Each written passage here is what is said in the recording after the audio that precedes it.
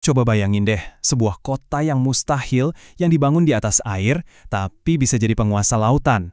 Nah, ini dia, kisah tentang Venesia.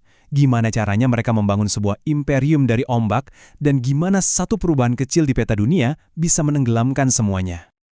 Oke, kita mulai ceritanya di tahun 1363. Ada seorang pujangga namanya Petrarch. Lagi melihat keluar jendela, dia terpaku sama sebuah pemandangan yang katanya tuh menakutkan sekaligus luar biasa. Sebuah kapal raksasa Venesia berlayar menembus badai. Momen ini tuh udah kayak rangkuman tentang Venesia. Sebuah kota yang hidup dan matinya ya bersama lautan.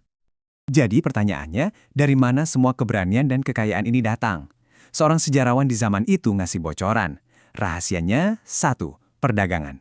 Venesia itu nggak menanam apa-apa, tapi mereka bisa menjual segalanya. Kekayaan mereka itu bukan digali dari tanah, tapi diangkut melintasi lautan. Coba pikirin betapa rapuhnya kondisi ini. Venesia itu dibangun di atas lumpur. Nggak ada ladang gandum, nggak ada hutan buat kayu. Satu-satunya keahlian mereka ya cuma berlayar. Kalau kapal-kapal berhenti datang, Venesia bakal kelaparan. Ini benar-benar pertaruhan tingkat tinggi yang memaksa mereka untuk selalu jadi cerdik. Dan kecerdikan inilah yang membawa mereka ke sebuah momen yang mengubah takdir mereka selamanya. Bukan lewat perdagangan yang jujur, tapi lewat sebuah perampokan akbar yang menyamar sebagai perang suci, perang salib keempat.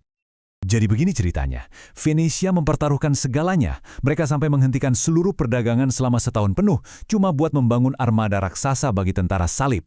Tapi, masalahnya besar banget, pasukan yang datang ternyata cuma secuil dari yang dijanjikan, dan mereka bangkrut. Tiba-tiba, malah Venesia sendiri yang ada di ambang kehancuran.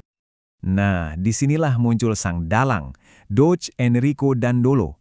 Usianya udah lebih dari 90 tahun, buta, tapi pikirannya lebih tajam dari pedang manapun. Dia nggak melihat ini sebagai krisis, tapi sebagai peluang. Dengan cerdiknya, dia nawarin solusi, bantu kami rebut kota Zara dan utang kalian lunas. Tapi itu baru langkah pertama. Dari situ, dia membajak seluruh perang salib dan mengarahkannya ke hadiah utama, kota terkaya di dunia, Konstantinopel. Hasilnya, ya perampokan terbesar dalam sejarah. Venesia menjarah Konstantinopel sampai bersih. Mereka bawa pulang pilar-pilar marmer, relik-relik suci, dan tentu saja 4 kuda perunggu ikonik yang sampai sekarang masih bisa kita lihat. Tapi harta terbesarnya bukan emas, melainkan tanah. Mereka mengklaim sebagian besar wilayah Kekaisaran Bizantium. Cuma dalam semalam, Venesia berubah dari kota dagang jadi sebuah imperium. Nah, dengan semua harta rampasan ini, mereka nggak membangun imperium yang biasa-biasa aja. Venesia menciptakan sesuatu yang benar-benar baru, sebuah imperium yang dirancang khusus untuk menguasai lautan.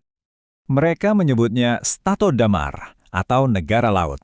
Lupakan soal menaklukkan daratan yang luas. Strategi mereka itu menguasai titik-titik krusial, pelabuhan, pulau, dan benteng di sepanjang jalur perdagangan. Ini tuh kayak jaringan pom bensin dan pos keamanan versi abad pertengahan yang menjamin monopoli total atas rempah-rempah dan sutra dari timur. Dan tiap bagian dari imperium ini punya tugasnya masing-masing. Coba lihat Modon dan Koron. Mereka itu mata-matanya Republik, pusat intelijen. Terus Kreta, itu lumbung gandumnya yang bikin orang Venesia tetap bisa makan. Semuanya adalah bagian dari mesin raksasa yang dirancang cuma buat satu tujuan, menghasilkan keuntungan semaksimal mungkin. Sistem ini berjalan dengan sempurna. Selama hampir 3 abad, Venesia jadi penguasa yang gak terkalahkan, kota terkaya di Eropa. Tapi ya tahu sendiri kan, semakin tinggi terbang, jatuhnya juga semakin keras. Tepat di puncak kejayaan mereka, 2 awan badai mulai muncul di Cakrawala. Biar kebayang sekaya apa mereka, coba deh kita lihat pasar Rialto waktu itu. Seorang pengunjung bilang tempat itu bikin takjub dengan gudang-gudang yang penuh meluap sama rempah-rempah dari ujung dunia. Saat itu, Venesia benar-benar jadi pusat alam semesta. Ancaman pertama datang dari timur dengan kekuatan yang brutal, Kekaisaran Utsmaniyah. Dengan amarah dan ambisi, mereka mulai menggerogoti Imperium Venesia, merebut benteng demi benteng, pulau demi pulau. Ini jadi perang gesekan yang menguras darah dan harta Venesia. Tapi ancaman kedua ini jauh lebih berbahaya karena datangnya diam-diam. Di ujung lain Eropa, orang-orang Portugis lagi ngerjain sebuah proyek rahasia, sebuah misi yang kedengerannya gila, mencari jalan memutar ke India, melintasi samudra yang belum terpetakan buat memotong jalur Venesia sepenuhnya. Kalau Portugis sampai berhasil, mereka bukan cuma akan jadi saingan Venesia, mereka bakal bikin seluruh imperium Venesia jadi nggak relevan lagi. peta dunia bakal digambar ulang. Dan coba lihat seberapa cepat akhir itu datang. Setelah puluhan tahun merintis jalan di pesisir Afrika, tiba-tiba semuanya kejadian. Satu gebrakan, Bartolomeo Dias nemuin ujung benua Afrika. Gebrakan kedua, seorang mata-mata ngirim peta rahasia. Dan yang terakhir, Vasco da Gama mendarat di India. Permainan udah berubah total, mereka berhasil memotong perantara. Tahun 1499, coba ingat-ingat tahun ini. Saat kapal Vasco da Gama balik ke Lisbon, penuh sama rempah-rempah yang dibeli langsung dari sumbernya, kabar itu meledak di seluruh Eropa.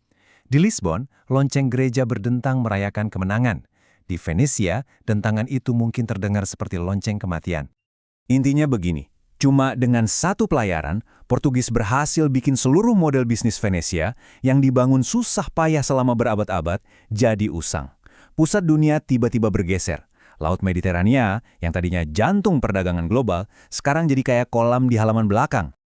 Kisah Venesia ini jadi pelajaran abadi soal betapa rapuhnya sebuah kekuasaan.